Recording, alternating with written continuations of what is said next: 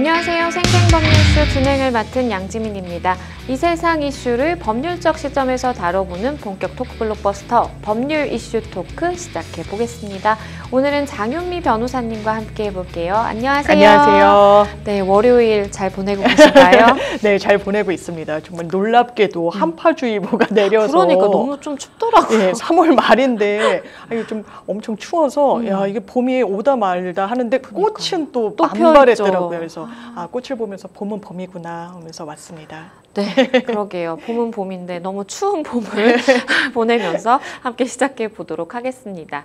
지금 이 방송은 유튜브를 통해서도 실시간으로 함께 방송이 되고 있습니다. 많은 시청 부탁드리겠고요. 유튜브를 통한 소통의 창구도 열어두겠습니다. 방송 중 궁금하신 질문들 올려주시면 저희가 답도 해드리니까요. 많은 참여 부탁드립니다.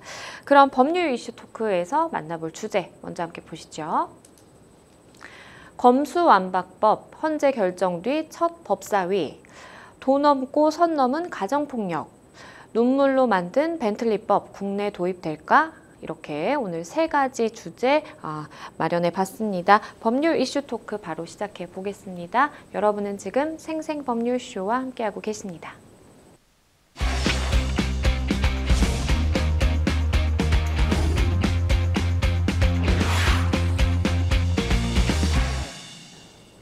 네, 첫 번째 법률 이슈 토크의 주제로 가보겠습니다. 저희가 준비한 주제는요, 검수완박법 헌재 결정 뒤 첫 법사위라는 주제인데요. 헌재가 검수완박법의 효력을 인정하면서 이 검찰 수사의 범위를 토로 넓힌 이 법무부의 검수원복 시행령을 둘러싼 갈등이 격화될 것으로 전망이 되고 있습니다. 관련돼서 이야기 나눠볼게요. 헌법재판소가 더불어민주당이 지난해 검수완박 입법을 일방적으로 주도하는 과정에서 국민의힘 의원들의 심의 표결권을 침해했다라고 이제 판단이 됐는데요. 무슨 내용일까요? 네, 사실 이게 법조계에서는 엄청 그 결과에 대해서 주목하고 또 의미도 남다르다 이런 평가가 많이 나오고 있는데요. 일단 권한쟁의 심판이란 건 헌법재판소에서 다루는 여러 소송 유형 중에 하나인데 보통 이제 정부 기관과 기관 내지는 지자체 사이에 어떤 권리의 존부, 그러니까 권리 자체가 있는지, 있다면 누구에게 얼마나 있는 것인지를 따질 때 주로 채택하는 소송 방식입니다. 그래서 그 대상이 국회가 된 것은 사실 많지는 않아요. 없지는 않지만. 그러니까 이제 지자체와 지자체가 좀 격돌할 때 헌재에 누구 말이 맞는지를 좀 판단해달라는 게 가장 전형적인데, 이번에는 청구의 주체가 청구인으로 나눴습니다. 일단은 국민의힘의 유상범 전주의 의원. 유상범 의원은 검찰 출신이고 전주의 의원은 이제 판사 출신이죠. 다 율사 출신 의원들이 우리가 국회에서 법사위원으로서 심의 표결권을 중대하게 침해받았다라고 해서 이 문제 제기를 했고요. 또 한 축은 한동훈 법무부 장관이었습니다. 그리고 검사 6명. 이 두 주체는 아니 검사의 수사권이라는 건 헌법에 있다. 그런데 이걸 왜 쪼개고 나누고 기능 분배를 해서 국민들이 피해를 보게 하느냐라고 했는데 결론은 이 효력은 유효, 이 법안의 효력은 유효라는 것이었고요. 한동훈 장관과 검사 6명에 대한 청구는 청구할 자격조차 없다라고 해서 아예 각하, 그러니까 소송 요건을 갖추지 못했으므로 우리가 아예 판단의 대상으로도 삼지 않겠다라는 결론을 내린 건데요. 일단 가장 큰 틀에서는 이렇게 해야 됩니다. 이 상대방이, 이 세 주체가 상대방으로 삼은 건 법사위원장 국회, 그리고 하나는 국회의장이었어요. 그러니까 법사위원장은 법사위의 단계, 그러니까 본회의로 넘어가기 전 단계에서 이게 굉장히 절차적으로 문제가 있었는데 이 부분을 그대로 본회의로 넘겼다. 그래서 문제가 있다라는 부분에 대해서는 헌재가 5대4로 당신들 말이 맞다라고 한 겁니다. 왜 그러냐면 그 당시에 민주당의 민형배 의원이 탈당을 합니다. 왜 탈당을 했냐면 무소속 지분을 가지려고 했던 거예요. 그렇죠. 안건조정 소위라는 게 법사위의 그 내부 소위에서 논의를 거치게 돼 있는데 여야 정족수가 3대3으로 돼 있었습니다. 그러니까 3대3 동수로 맞춰서 의견 개진이 잘 안 되고 의견 조율이 안 되면 좀 깊이 있게 논의를 해서 의사를 한번 맞춰봐라 이런 취지로 한 건데 민영배 의원이 탈당을 해요. 그런데 겉은 야당이 된 거죠. 그 당시에는 민주당이 여당이었거든요. 정권이 바뀌기 직전이었었기 때문에. 그런데 사실 내면은 완전 민주당인 거죠. 그러니까 헌법재판소가 이거야말로 이건 위장 탈당이 맞다라고 해서 이 부분은 절차적 하자 있다. 다만 이걸 이 법률 자체를 완전 원점으로 돌릴, 완전 무효로 돌릴 정도의 하자라고 보긴 어렵다. 그래서 유효, 이런 판결을 내렸다고 보시면 될 것 같습니다. 네, 변호사님께서 잘 설명을 해주신 것처럼 권한쟁의의 일부, 그러니까 권한쟁의 심판의 일부 인용이 된 지금 상황인데, 국민의힘이 검수완박법을 가결 선포한 국회의장을 상대로 한 권한쟁의 네. 같은 경우에는 사실 기각이 됐어요. 아, 맞습니다. 이게 두 가지 절차에 대해서 문제 제기를 한 거예요. 그쵸. 하나는 법사위 절차. 이건 잘못됐네. 헌재의 5대4 결정이 나왔고요. 그러면 본회의에 간 거에 대해서 이 5대4 중에서 한 명이 캐스팅 보트 역할을 그쵸. 하는데요. 이 한 명이 이 절차는 잘못됐지만 완전 원점으로 돌리는 건 좀 아닌 것 같아라는 게 이미선 재판관이었고요. 네. 이거 법사위 절차에서 잘못됐다는 이 4명의 재판관은 이거 잘못된 게 넘어갔으니까 본회의에서도 잘못. 그래서 본회의 통과한 이 법안 자체도 무효. 이런 어쩐 논리적인 좀 일관성을 좀 가져갔던 그렇죠. 측면이 있는데요. 나머지 재판관 4명은 이거 위장 탈당이라고 보기 어려워. 이거 국회법의 절차에 따라서 어쨌든 탈당을 해서 이 외형은 요건을 맞췄기 때문에 이거는 절차 위법 아닌 것 같아. 이렇게 판단을 한 4명은 본회의에 넘어가는 것도 문제가 없어. 이 또 논리적으로 본회의에 제대로 그렇죠. 넘어가서 가결 요건까지 갖춰서 통과가 됐으니까 이 법은 유효인데 아까 이미선 재판관이 이건 절차가 좀 잘못됐어 법사위에서 이건 위장 탈당이고 이 정도는 허용되지 않는 것 같아. 국회의원들의 심의 표결권을 침해했어. 그렇지만 본회의에 넘어갔을 때까지 본회의 절차 완전 무효다라고 얘기할 정도의 하자는 아닌 것 같아. 이렇게 얘기를 하거든요. 그래서 결과적으로는 본회의의 표결에 붙여져서 통과한 거는 괜찮다라는 그렇죠. 게 5대4 이런 결정이 나왔다고 보시면 될 것 같습니다. 네, 말씀해 주신 것처럼 이제 법사위원장을 상대로 한 것 같은 경우에는 이거는 권리 침해가 있었다라고 본 것이고 국회의장을 상대로 한 것은 권리 침해가 없었다라고 이제 판단이 된 것인데요. 그러면 이제 헌법재판소의 판단 결과를 조금 해석을 해보면 절차상의 문제가 일부 있기는 하지만 법률 자체를 무효화시킬 정도의 그런 하자라고 볼 수는 없다라는 걸로 이제 해석이 되는 것 같아요. 헌재가 최종적으로 이렇게 유효하다 본 이유 말씀드린 것처럼 나름대로의 이제 절차가 지켜져서 본회의가 이제 이루어졌다라는 것인데 조금 더 자세히 설명을 해주시죠. 사실 법사위에서는 하자가 있다고 본 거죠. 그쵸. 3대3 정수를 좀 꼼수로 위장으로 탈당 막 급하게 해가지고 맞췄다. 그 당시에 사실 무소속 의원이 민주당에서 탈당했던 양향자 의원이 있었어요. 근데 양향자 의원이 민주당 의원들 입장에서는 우리 편을 들어주겠거니 했는데 언론 인터뷰를 딱 봤더니 아닌 거예요. 이거 검수완박법 잘못됐다 이러니까 이거 큰일 났네 해가지고 보임을 시키면서 민영배 의원 탈당을 시켰던 거거든요. 그거는 문제가 있다. 그런데 이제 본회의에서는요 여러 주장을 또 합니다. 국민의힘 측에서 이거 너무 살라미 회기를 했다. 그러니까 필리버스터 하면은 정말 뭐 24시간, 그렇죠. 뭐 48시간, 몇 날 며칠도 계속 의사진행 방해를 할 수 있는 거잖아요. 법적으로 할 수가 있도록 돼 있는 거잖아요. 그러니까 이제 민주당에서 어떻게 했느냐? 딱 하루만 회기를 잡은 거예요. 필리버스터를 더는 못하게 딱 요만큼만. 그러니까 아니 우리 필리버스터 정말 계속 하려고 했는데 이거 너무 하는 거 아니냐라고 했지만 국회법상 회기를 뭐 3일, 5일 하라는 규정은 없어. 하루도 보니까 할 수 있도록 되어 있다. 그래서 이건 저자적 하자는 아니다라고 했고요.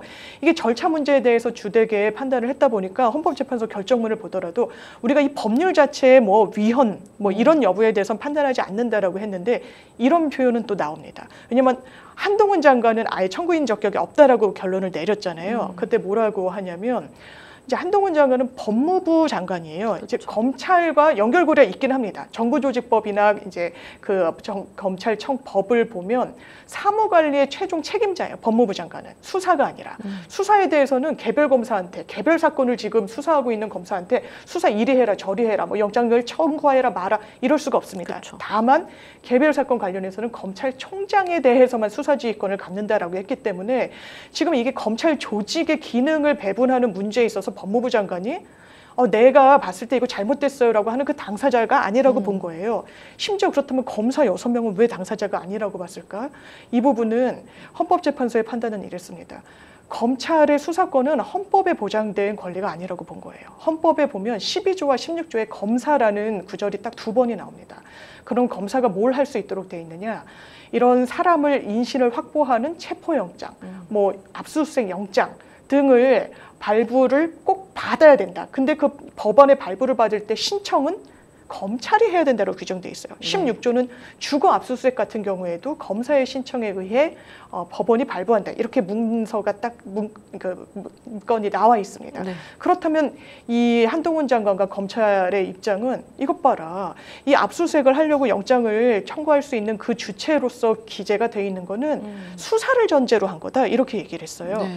헌재가 그건 아니라고 그랬습니다. 일단 입법부가, 입법권자가, 국회가 검찰의 수사 권한 그리고 기능 그리고 어느 정도까지 할 수 있는지 그 제한을 두는 것은 입법권자의 재량이라는 취지로 결론을 내린 거예요. 그래서 결론적으로는 이 법안 자체는 유효하다라는 판단이 나온 겁니다. 앞서서 필리버스터 이제 언급을 해주셨는데 사실 국민의힘 측의 이제 필리버스터를 24시간으로 사실상 이제 제한을 한 것에 대해서도 사실 양측이 굉장히 좀 시각이 엇갈렸던 것 같아요. 아, 그렇죠. 이 위장 탈당이 좀 더 포커스를 맞춰져 가지고 막 뭐 문매를 받았기 때문에 더 절차적 하자가 부각되는 부분이 있는데 이제 본회의에 회기되는 그 회부되는 과정 중에서도 심의 표결권 그러니까 여야가 같이 수기하고 논의하는 절차는 사실상 없었다라고 봐야 돼요. 뭐 검수완박이라는 표현을 쓰면 안 된다. 뭐 검경 수사권 조정이다. 설왕설래하지만 저는 이 법 자체가 완벽 무결한 법이라고 생각하지는 않습니다. 어떻게 보면 좀 졸속적으로 처리된 부분이 있는 것도 사실이에요. 좀 논의 과정이 많이 생략됐습니다. 그러니까 민주당이 급하게 한 데에는 그 당시에 윤석열 대통령이 대통령으로 선출이 된 이후였어요. 그리고 인수위 과정이었기 때문에 이제 5월이 돼서 공식 이제 임명이 되기는 전인 상황에서 아, 이 검경 수사권 조정 빨리 처리하지 않으면 윤석열 정부가 들어선 이후에 처리하면 이거 거부권 행사하겠구나 대통령이. 그러면은 원래는 과반 출석, 과반 투표로 이 다 가결될 수 있는 게 굉장히 요건이 까다로워지기 때문에 5분의 3인가로 그 요건이 가중되기 때문에 속도를 냈던 측면이 있어요. 그리고 좀 부족한 부분도 있습니다. 이게 왜냐하면 경찰과 검찰의 수사를 이제 조율을 하면서 우리가 고소 사건만 있는 게 아니잖아요. 그러니까 피해자는 당연히 피해자로서 경찰이든 검찰이든 아우 제 사건 좀 들여다봐 주세요. 제가 범죄 피해자입니다라고 할 수 있는데 제3자도 범죄에 대해서 고발할 수 있는 겁니다. 이거 제가 봤더니 이런 범죄 단서가 있더라고요. 이거 좀 들여다봐 주세요. 그런데 고소 사건은 당사자가 이의하면 무조건 경찰에서 검찰로 이 사건이 넘어가게 돼 있어요. 송치됩니다. 근데 고발자가 이의하면요, 검찰을 넘어가질 않습니다. 이건 사실 왜냐하면 장애인이나 어떤 소수자들은 자기가 법적 권리를 행사하는데 상당히 제약이 많아서 시민단체나 아니면 주변에서 고발의 형태로 도와주는 경우들이 많아요. 그런데 이걸 아예 이 자체를 할 수 없도록 하는 거는 대단히 위헌적이다. 지금도 ING인 겁니다. 진행형으로 문제 제기가 되고 있는데 다만 그럼에도 불구하고 이 법 자체를 완전히 무효로 돌릴 것인가? 그건 좀 아니라는 거예요. 왜냐하면 과거에 헌법재판소가 아예 법률 자체가 문제가 됐을 때 권한쟁의 심판에서 이거 법률 완전 잘못 만들었네요. 원점으로 돌리십시오라고 판단을 내린 전례가 없습니다. 사실상. 왜냐하면 96년도에 막 주말에 버스를 동원해가지고요. 여당 의원들이 노동법을 날치기 통화를 합니다. 그래서 새벽에 그러니까 야당 의원들은 아예 참가도 못했어요. 이것도 권한쟁의 심판으로 갔었습니다. 이거 완전히 심의표결권 제약받았다, 제한받았다. 이거 문제가 있다. 헌재가 이번이랑 똑같이 판단했습니다. 아, 그 당시에 이게 절차적으로 문제가 있는 건 맞네. 하지만 법률을 입법권자가 어쨌든 이 삼권분립화에서는 뭐 입법권자의 재량을 사법부가 사후적으로 통제하고 들여다볼 수 있는 권한이 있다고 하더라도 그건 최소한에 멈춰야 하기 때문에 이건 법률은 그냥 유효. 2009년도에도 똑같은 사례가 있었어요. 그때도 지금 국민의힘의 전신인 그 한나라당이었는데 그 종합편성 채널, 그러니까 이 신문사가 방송사를 소유할 수 있게끔 하는 그런 미디어법이었습니다. 이건 심지어 문을 걸어 잠그고 막 표결에 참여를 못하게 하고 막 이랬었어요. 완전히 그 국회가 급격하게 얼어붙는 와중에 좀 날치기다, 뭐 졸속 통과다 이런 비판을 감내하면서 통과가 됐는데 똑같이 판단했었습니다. 절차상 문제는 있어 보이지만 원점으로 돌릴 수는 없다. 그렇기 때문에 이번 판결도 어쨌든 여야 좀 정치권에서 좀 수용하는 게 맞는 자세인 것 같습니다. 네, 사실 그때 당시에 이제 우리가 뭐 검수완박의 입법 과정이라든지 뭐 굉장히 논의가 활발히 이루어졌던 시기를 좀 생각을 해보면 문재인 정부의 검찰 개혁의 이 최종 형태로 평가되는 측면이 좀 있었어요. 검수완박 자체가. 그렇기 때문에 어느 정도 이제 문재인 정부도 목적성이 좀 있었던 것 같기도 하고 그 와중에서 이렇게 굉장히 좀 빨리빨리 처리를 하다 보니까 좀 이런 상황까지 네. 오게 된 것 같은데 그때 당시 생각해 보면 정말 이게 이슈였잖아요. 그렇죠. 사실 문재인 정부에서는 검찰 개혁이라는 기치를 상당히 관철시키려고 많이 했고 그래서 공수처도 출범을 하게 됐던 거고요. 기본적인 문제의식은 그런 것 같습니다. 수사권을 갖고 있는 조직이 기소권을 갖고 있다면, 그러니까 재판에 넘기는 권리까지도 독점을 하고 있다면 이 부분은 그렇습니다. 언론의 주목도가 높은 사건이랄지 아니면 정치인이나 정권을 겨냥한 권력형 수사랄지 그러면 수사기관 입장에서는요. 기소, 재판에 넘기는 걸 하나의 성적표 그리고 목표로 할 수밖에 없어요. 대대적으로 수사를 하고서 이거 한번 들여다봤더니 문제가 없네요. 무혐의로 우리가 처분 내리겠습니다. 이 판단을 하기가 쉽지가 않다는 거예요. 그래서 특수수사라고 하는 이른바 재벌, 정치인들을 향한 수사는 무죄율이 상당히 높습니다. 일반 사건보다. 일반 사건은 이 무죄가 나오는 비율이 1%도 안 돼요. 0.몇 %대에 머무는데 특수수사는 그렇지 않습니다. 왜? 그냥 검찰 입장에서는 한번 법원 판단 받아보자. 그리고 이 정도 수사했으니까 우리는 여기서 그냥 수사를 마침표를 찍을 수는 없다라는 판단을 하게 되는 거죠. 그렇다면 어떻게 해야 될 것인가? 이 기소권을 검찰만 갖고 있는 것이 맞는 것이냐? 모든 수사를 검찰이 다 하는 것이 맞는 것이냐. 그리고 검경수사권 조정되기 이전에도 변호사님들 많이 아시겠지만요.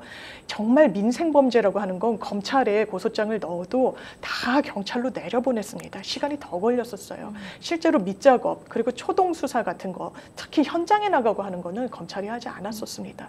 마치 지금까지 수사를 모두 검찰이 대단히 많이 한 것처럼 하는 건 실제 사실과는 다르다는 생각이 좀 들고요. 다만 지금 검경수사권 조정으로 인해서 6대 범죄 중에 2개, 그러니까 부패와 경제만 직접 처음부터 수사를 할 수 있는 게 검찰로 좀 제약이 됐습니다. 그러면 나머지 이 수사의 공백을 경찰이 잘 메워주고 있느냐.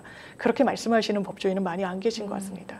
이를테면 법리를 검토하고 이런 부분에 있어서는 경찰과 검찰 능력의 어떤 격차를 이야기하는 법조인들도 많고요. 그렇다면 이 구조 자체를 완전히 원점으로 돌리는 게 맞을 것이냐? 저는 아까 말씀드렸던 이 문제의식의 좀 단초. 그러니까 수사권과 기소권은 어느 정도 권력을 좀 배분하는 게 맞다라는 생각이 들기 때문에 경찰의 역량 강화 등을 좀 모색하는 게 맞는 방향인 것 같습니다.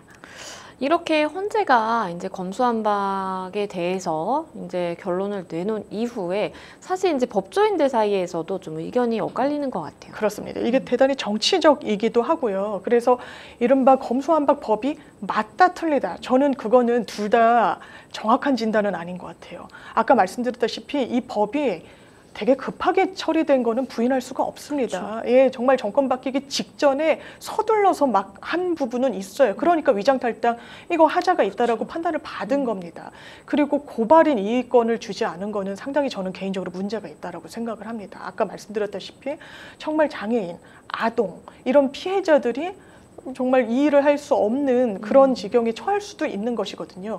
물론 그 당시에 보통 이게 정치적 수사가 막 특정 정파성을 띤 시민단체들이 엄청나게 고발을 남발하다 보니까 이해해가지고 검찰까지 가는 걸 좀 제동을 걸자라는 문제의식이 있었던 것 같지만 선의 피해자가 있는 것 같아요. 그러니까 이 법에는 이런 면도 있고 저런 면도 있는 것 같습니다. 하지만 이미 첫 발을 뗀 만큼 저는 이걸 원점으로 완전히 돌리는 건 좀 맞지 않는다는 생각이 들고 최소한 헌법재판소가 이 법에 효력이 있다라고 했기 때문에 한번 점검을 해야 될 부분은 법무부에서 이 검수완박법이 출범된 이후에 대대적으로 시행령을 고칩니다. 그러니까 부패와 경제범죄만 수사개시권을 검찰이 갖도록 하다 보니까 이거 2개만으로는 부족해. 마약, 선거, 공직자 이런 부분은 검찰이 할 수 있도록 하겠어라고 시행령을 고쳐요.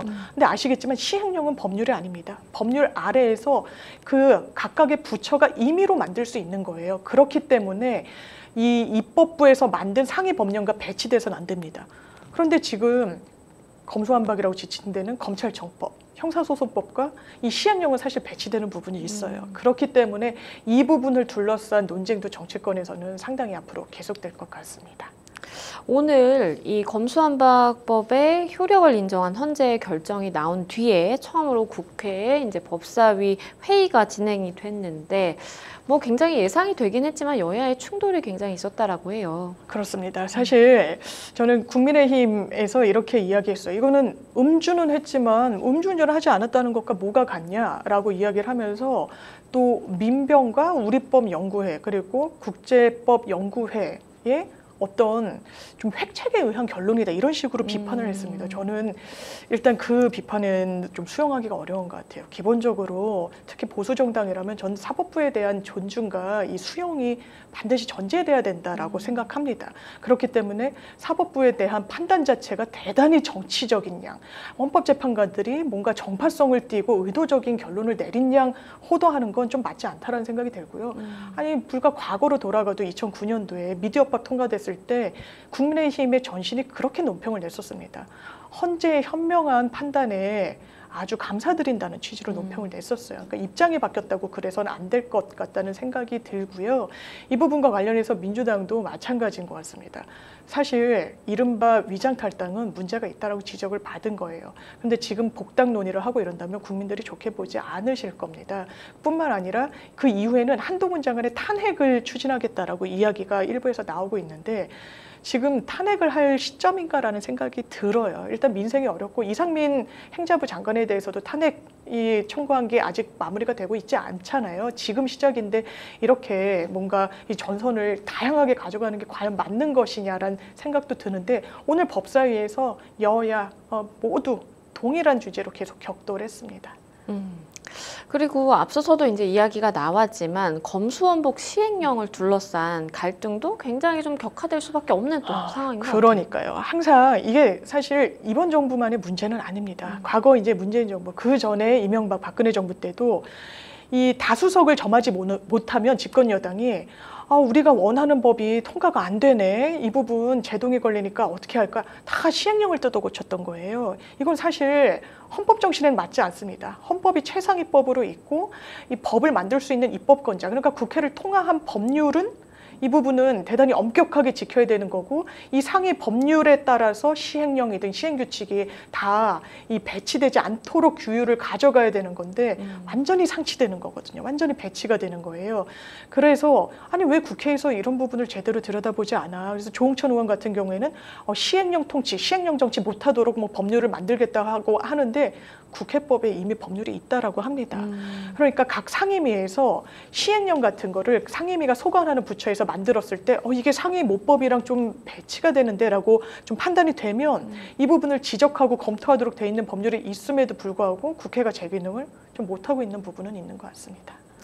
그럼 한 가지만 더 좀 짚어볼게요. 검수완박 입법 이후에 후속 대책으로 제시된 한국형 FBI 중대범죄수사청 같은 경우에도 이게 논의가 과연 쉽게 흘러갈 수 있을지 좀 의문이긴 하거든요. 그러니까요. 중대범죄수사청 얘기가 나온 지도 정말 하세월입니다. 이게 검경수사권 조정하면서부터 사실 마무리가 됐어야 되는 부분이에요. 왜냐면요.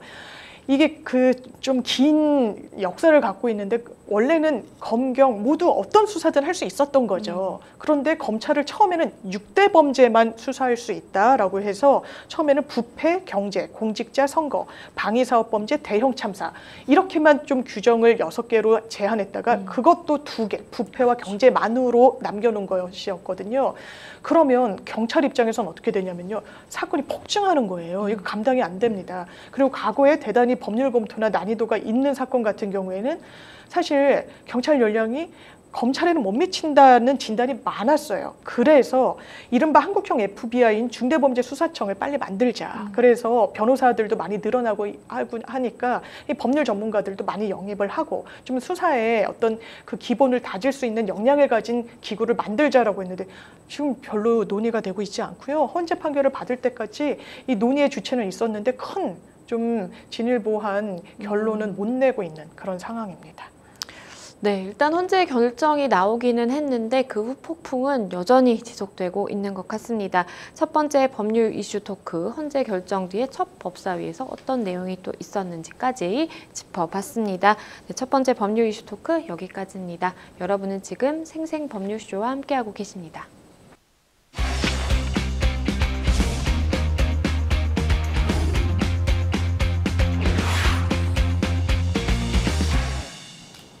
네, 두 번째 법률 이슈 토크로 바로 가보겠습니다. 두 번째 주제는요, 도 넘고 선 넘은 가정폭력이라는 주제입니다. 12살 초등학생 아들을 1년간 학대해서 결국 살해한 계모의 악행이 검찰 공소장을 통해서 고스란히 공개가 됐습니다. 그러면서 국민적 공분도 같이 일어나고 있는데요. 학대의 정도를 보면 어떻게 좀 이럴 수 있나라는 생각까지 듭니다. 네, 이게 시사 프로에서도 1시간 동안 다루고 하는데 정말 보기가 어려울 정도예요. 이 사망한 아이가 6학년이었는데요. 또래보다 키는 한 5cm가 컸다라고 합니다. 몸무게는 10kg 이상이 평균보다 낮았어요. 완전 피골이 상접했는데 사망 상태에 원래 병원에 신고를 합니다. 그 부모가 아이가 지금 뭐 숨을 쉬지 않는다. 그런데 병원에서 봤더니 아이의 상태가 너무너무 좋지 않은 거예요. 왜냐하면 온몸이 멍이었거든요. 피골이 상접했을 뿐만 아니라. 그래서 집 CCTV 보고 병원에서 한번 이건 아동학대가 의심된다라고 신고가 들어갔고요. 그래서 CCTV, 휴대전화 이런 포렌식을 다 해봐서 내린 결론은 아동학대가 1년 이상 지속됐다는 건데요. 단순히 밥을 안 주고 정서적으로 학대한 걸 넘어서 굉장히 좀 집요하게 오랫동안 아이를 괴롭힙니다. 이게 왜 그랬냐면 이 아이의 아버지는 자기의 친부랑 살았고요. 친어머니랑은 면접 교섭도 제대로 안 한 채로 살고 있었다고 하더라고요. 아빠는 이제 결혼을 다시 합니다. 그러니까 새어머니와 살게 되는데 새어머니도 새로 가정을 꾸렸으니까 이제 아이를 출산하려고 준비를 했던 거예요. 그래서 임신을 성공했는데 임신이 이게 중단의 유산이 됐습니다. 그러니까 그 원망과 분노와 화를 이 아이에게 다 전가를 시켰다고 지금 수사기관은 보고 있습니다. 왜냐하면 그 시점 이후로 학대 행위가 굉장히 가혹해졌거든요. 일단 학교를 보내지 않습니다. 그럼 학교에서 이 아이가 잘 지내는지 뭐 조사 같은 걸 하잖아요. 그러면 제대로 잘 응하지도 않았었다라고 해요. 홈스쿨링을 했는데 사실상 홈스쿨링을 제대로 하지도 않았죠. 그럼 뭘 가르쳤느냐?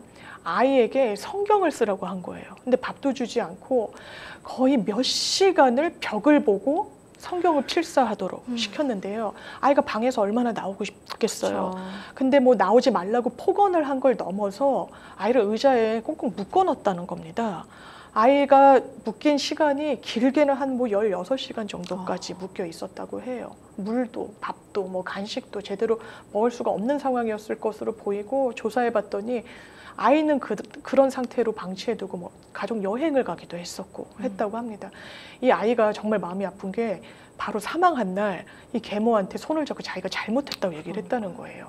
그래서 이 아이는 이미 사망을 했고 계모는 아마 엄벌에 처해질 겁니다. 이제 재판이 시작됐거든요. 이 친부라는 사람 방치했습니다. 아동학대 살인으로까지 기소되진 않았지만 이 부분 바로잡아야 된다는 목소리도 상당히 많습니다.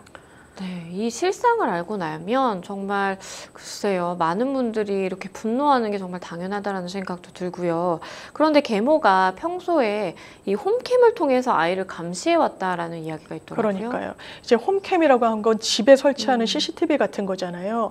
이제 일하는 엄마들이 아이를 좀 맡겨두고 갔을 때 아이가 잘 있는지 보려고 하기도 하고, 뭐 반려견, 반려묘를 키우시는 분들이 사용하기도 하는데 이 계모 같은 경우에는 감시용으로 썼다라는 겁니다. 이 아이가 어떻게 하고 있는지 외부에서 계속 지켜보는 용도로 썼다라고 하는데요. 이번 수사를 통해서 또 드러난 걸 보면 이제 부검 소견서가 나오잖아요. 아이의 상처를 헤아려 본 거예요. 이 몸에 200개가 넘었습니다. 232개의 상처, 흉터, 딱지가 발견됐다라고 하고요.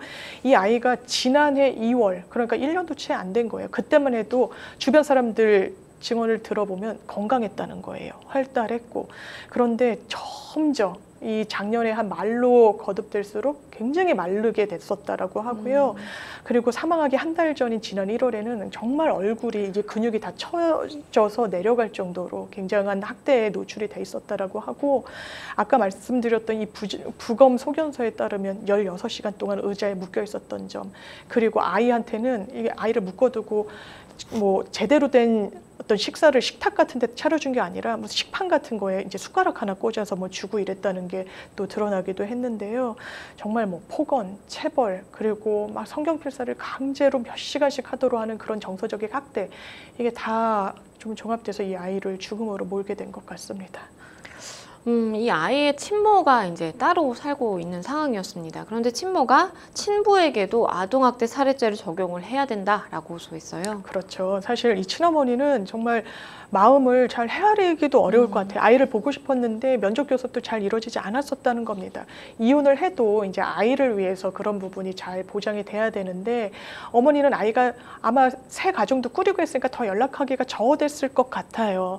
그런데 잘 지내고 있을 거라고 생각했던 아이가 정말 죽음으로 돌아온 거잖아요. 그렇죠. 그러니까 이 계모 같은 경우에는 아동학대 살인죄로 재판에 넘겨졌습니다. 근데 이 친부는 아동학대에 직접 가담한 건 아니다라는 이유로 방치했기 때문에 아동학대 살인으로까지는 의율되지가 않았습니다. 그냥 유기한 정도, 이 부분을 아동학대를 방임한 정도. 그런데 수사를 보면은 아이를 체벌하고 때리고 하는 데는 좀 가담했다고 나오거든요. 왜냐하면 또 본인의 새 부인과의 관계에서 아이가 장애가 된다라는 생각 때문에 대단히 스트레스를 좀 받았었다라고 또 수사기관은 보고 있는 부분이 있어서요. 시민단체들은 특히 아동학대를 근절하고 이렇게 사망까지 이르는 정도의 중범죄를 저지른 경우에는 단순히 주 양육자가 아니라는 이유로 빠져나가게 해서는 안 된다, 이렇게 입을 모으고 있습니다. 그런데 이 친모와 친부의 이혼 이유가 친부의 외도 그리고 가정폭력 때문이었다라고 이제 이야기가 되더라고요. 그럼에도 불구하고 이제 친모의 주장에 따르면 이제 경제적인 능력 때문에 친부에게 양육권이 넘어가게 됐다라고 주장을 하고 있는 상황인데, 그런데 이렇게 양육권을 결정함에 있어서 가정폭력, 글쎄요, 이제 아이에게도 그런 폭력을 휘두를 수 있는 가능성도 우리가 예측을 해볼 수 있지 않을까라는 생각이 그러니까요. 드는데요. 그래서 저는 이걸 보고 아마 정확하게 따져봐야 되겠지만 이걸 소송으로 이혼을 한 것인가라는 생각이 일단 들더라고요. 왜냐하면 소송을 해서 실제로 일방 배우자가 부정행위를 했다라고 하면 그 배우자한테는 아이의 양육권을 주지 않습니다, 법원이.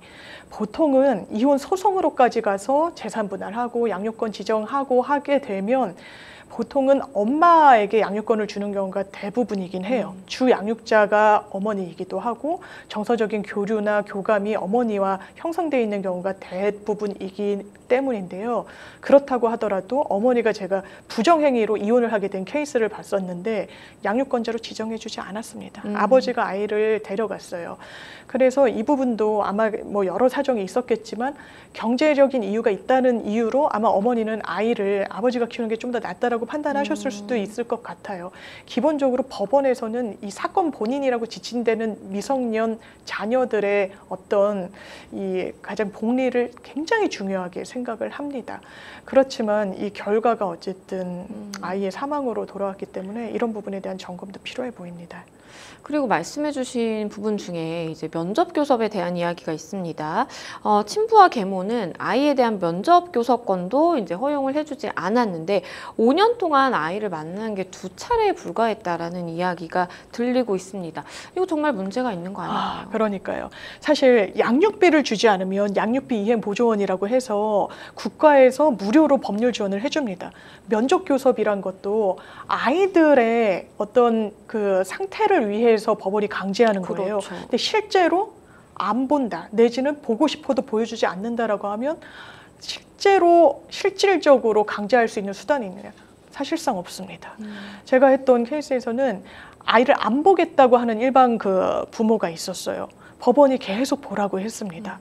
그런데 법원 입장에서도 강제로 보라고 할 수 있는 방법이 없는 거예요. 이거는 어떻게 할 수 있는 주문조차 따로 내지를 못했습니다. 그냥 양육비를 조정하는 정도로 이 부분이 좀 바로잡혔었는데, 또 이번 케이스를 통해서 알 수 있는 건 이 아이가 또 저는 엄마 안 볼래요, 저희 친엄마 안 봐도 돼요라고 했다고 하는데, 보통 아이가 이혼을 한 가정에서 뭐 아빠나 엄마나 한쪽을 따라간 이후에 그쪽이 새 가정을 꾸리게 되면 자신의 친부나 친모를 잘 안 보려고 한다는 거예요. 왜냐하면 이 부분이 정말 아이의 의지일까? 그렇지 않아 보인다는 그렇죠. 겁니다. 이혼까지 한 정도라고 하면 뭐 성격 차이다 뭐다 하지만 실제로는 굉장히 같이 살기 어려워서 떨어지게 된 겁니다. 아이한테 전 배우자의 비난, 비판을 많이 한다는 거예요. 그럼 아이가 직간접적으로 또 내가 살고 있는 내 지금 엄마가 아니면 아빠가 내 같이 살던 엄마 아빠 보는 거 원하지 않는구나라고 생각할 수 있다는 겁니다. 이 아이도 저 엄마 보지 않아도 돼요라고 했다는데 그 부분이 사실 중간중간 엄마를 만나서 이런 상처 같은 게 드러났다면 이런 비극은 막을 수 있지 않았을까 좀 아쉬운 부분이 많습니다. 이게 사실 짚어봐야 되는 부분이 정인이 사건과 굉장히 좀 많이 닮아 네. 있습니다.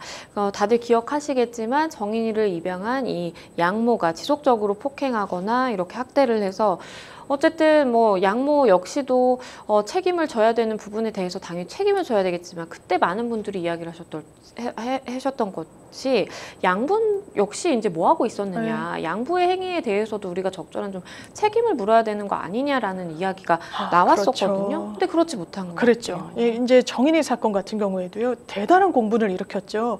그 계모 같은 경우, 그러니까 이 아이를 입양했던 여성 같은 경우에는 35년형이 나왔어요.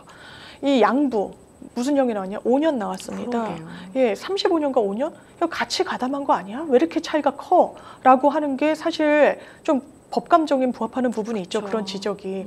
왜냐하면 이 양부 같은 경우에는요, 아이가 정인이가 사망하는 날, 이 자기 아내가 이렇게 문자를 보냅니다.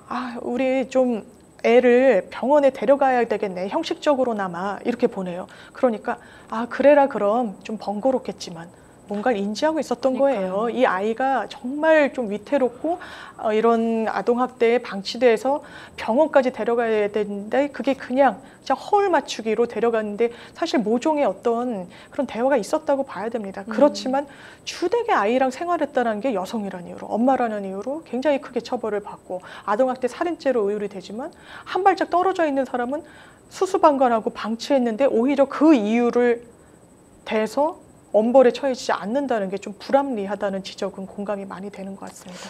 그러게요. 그렇다면 이제 법리적으로 좀 들어가서 사실 아이 폭행에 가담을 하거나 아니면 오랫동안 학대를 좀 방치를 한다라든지 이런 경우에 우리가 가장 형량이 세다라고 하는 뭐 아동학대 살인 네. 적용을 해볼 수는 없을까요? 그래야 된다는 좀 지적이 많죠. 그러니까 아동학대 살인과 아동학대 치사의 법정형은 큰 차이는 없습니다. 그래서 아동학대 살인이나 아동학대 치사나 어떤 죄로든 뭐 그 기소만 되면 되는 거 아니야라고 생각할 수 있는데 꼭 그렇진 않습니다. 왜 그러냐면요. 아동학대 살인은 사형 무기 5년 이상의 징역형에 처해질 수가 있습니다.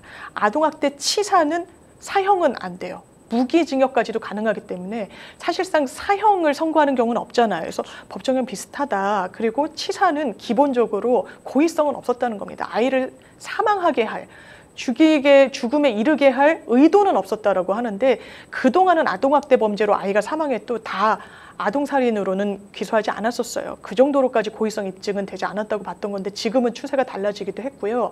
그런데 왜 아동학대 살인으로 기소해야 된다라고 얘기를 하냐면 양형 기준표를 보면 아동학대 살인은 기본적으로 10년부터 16년형을 기본형으로 책정을 하고 있습니다.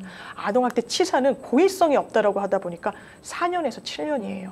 그래서 아주 어린 아이를 배를 막 때려서 살해한 부모가 있었습니다. 2년 6개월 나왔어요. 고의가 없었다는 이유로. 그런데 그게 과연 맞느냐. 물론 아이가 죽을지 몰랐다라고 당사자는 주장하지만 굉장히 체구가 작고 이게 성인이랑은 비교가 되지 않잖아요. 그럼 물리력을 가했을 때 그게 과연 살인의 고의가 없다고 볼 것이냐. 이런 부분 때문에 아동학대 살인으로 기소해야 된다는 목소리가 상당히 높은 겁니다.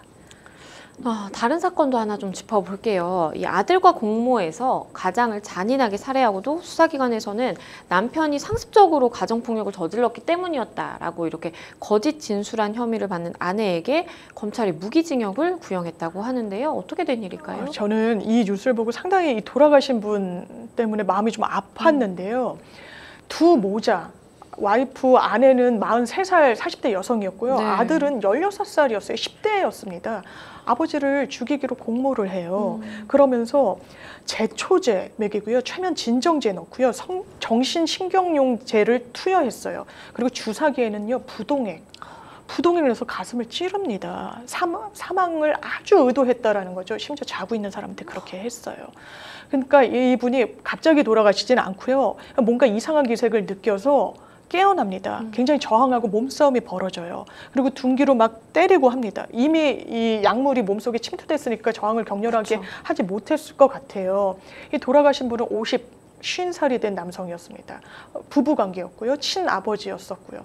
그런데 전화를 해서 경찰에 신고할 때 어떻게 하느냐. 지금 우리 엄마가 아빠한테 계속해서 가정폭력에 노출되다가 우발적으로 살인에 이르게 됐다라고 아들이 얘기를 해줍니다. 뭔가 이상한 거예요. 몸속에서 부동액이 나오고 이건 대단히 치밀하게 좀 준비를 했던 것 그렇죠. 같고 조사를 해봤더니요. 이게 처음도 아니었어요. 그 전에도 눈에다가 약물을 투여를 했습니다. 주사기에. 이분이 실명을 했어요. 한쪽 눈을. 그렇게까지 했던 그런 악행이 드러나게 되면서 정말 이 부인에게는 무기징역형, 그리고 아들에게도 이게 미성년자잖아요. 형사 미성년자는 아니지만 어쨌든 민법상 성년이 되기 이전의 학생인데 20년형을 검찰이 1심에서 구형을 했습니다. 이게 굉장히 안타까운 게 아내와 아들을 보면서 힘을 얻는다라고 하는 일기장 글도 발견이 됐어요. 그렇습니다. 이분 이게 다 범죄의 증거가 되는 거잖아요. 일기장을 봤더니요. 그 부부가 좀 싸우고 이랬던 부분은 나오는데 그래도 내가 아들과 내 부인을 생각하면 힘을 얻는다라고 해요. 이 부인은 자기를 뭐 평소에 무시했다라고 합니다. 그러니까 약간의 말더듬 증세가 있었나 봐요. 그걸 남편이 좀 조롱했다라고 했는데 아무리 그렇다고 해도 사람을 죽인 그 근거가 되지는 않고요. 진짜 마음이 또 아픈 게 이분이 한쪽 눈을 잃었잖아요, 실명을. 그렇죠. 그러니까 의사가 묻잖아요. 그러니까 치료는 받아야 되니까. 그래서 아니 어쩌다 선생님 다치셨어요? 물었더니 나뭇가지에 찔렸다고 얘기를 한 거예요. 그래서 진단서를 보면은 이게 뭐 누가 주사로 뭐 약물을 넣었다 이렇게 되는 게 아니라 본인이 잘못해서 눈이 멀었다고 돼 있는 겁니다. 본인의 가족들도 물었어요. 본인의 이 뭐 누나든 동생이든 물었을 거 아니에요. 그랬더니 내가 혼자 가다가 다쳤어 이렇게 얘기를 했다는 거예요. 그리고 일기장에 부인과 아들 때문에 힘을 얻는다고 쓴 거예요. 그러니까 정말 어떻게 같은 가족끼리 이런 악행을 할 수 있을까. 정말 좀 참담한 그런 사건이 최근에 있었습니다. 네, 정말 마음 아픈 사건이었는데요. 두 번째 법률 이슈 토크, 가정폭력 사건들 짚어봤습니다. 저희는 세 번째 주제로 넘어가 보겠습니다. 저희가 준비한 세 번째 주제는요. 눈물로 만든 벤틀리법 국내 도입될까라는 주제입니다. 지난 21일 강남에서 술을 마시고 운전을 하다가 무려 차량 7대를 들이받은 사건이 있었는데요. 이 남성이 경찰에 체포가 됐다고 합니다. 예, 이게 강남 한복판에서 그것도 뭐 야밤이나 그런 시간대가 아니더라고요. 뭐 퇴근하는 저녁 한 6시 30분쯤이었습니다. 술을 마신 남성이요. 일단 역삼동에서 차를 그냥 주행하고 있던 차를 그냥 들이받아요. 그러니까 술 취했으니까 그런 거죠. 그렇죠. 그러면 잠잠히 내렸느냐. 거기서 끝나더라도 그냥 양반이었을 것 같아요. 도망을 갑니다. 차를 몰고.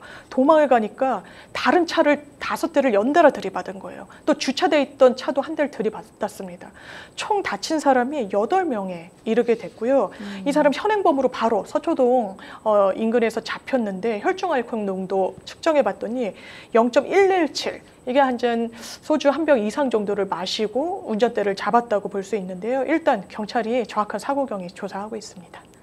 그런가 하면요. 한 시의원이 경찰의 음주 측정을 거부했다가 또 입건이 되는 사건이 있었네요. 이건 새벽에 차가 달리는 차량들 사이에서 딱 정차해 있는 거예요.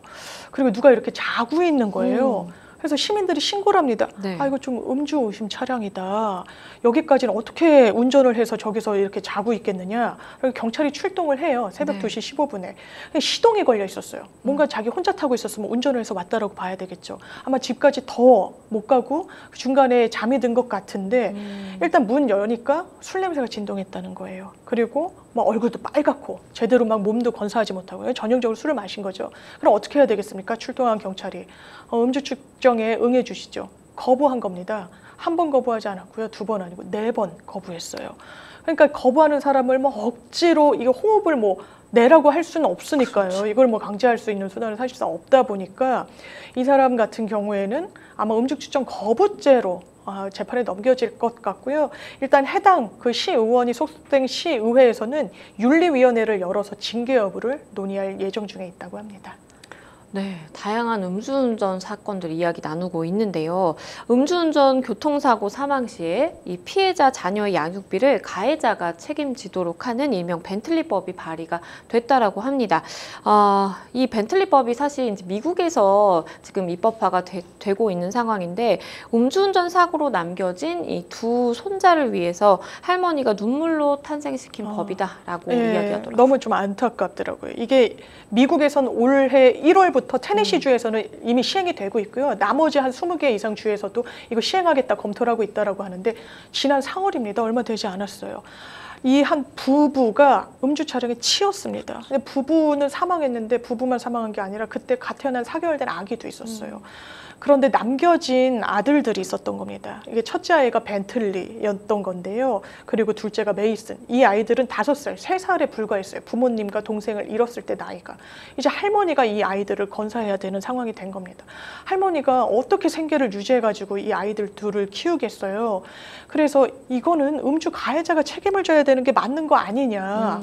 이건 당연히 책임을 가해자가 져야 된다. 형사처벌을 받는 것과는 달리 민사적으로도 배상을 분명히 해야 되는 측면이 있어야 되는 거 아니냐라고 정말 발벗고 나선 겁니다.